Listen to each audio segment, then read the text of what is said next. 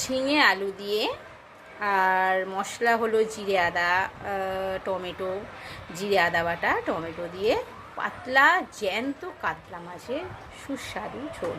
এই গরমে এই ঝোল খেয়ে দেখবে, খুব ভালো লাগবে। আমি আজকে করেছি, তো আজকে আমি খাবো, আমরা সবাই খাবো। আজকে আমি না, আমরা সবাই খাবো। তোমরাও এই গরমে এরকম পাতলা জ্যান্ত মাছের ঝোল খেয়ে দেখবে, খুব ভালো লাগবে। ঝিঙে আলু দিয়ে, আর মশলা হলো জিরে আদা, টমেটো, জিরে আদা বাটা, টমেটো দিয়ে পাতলা জ্যান্ত কাতলা মাছের সুস্বাদু ঝোল। এই গরমে এই ঝোল খেয়ে দেখবে, খুব ভালো লাগবে।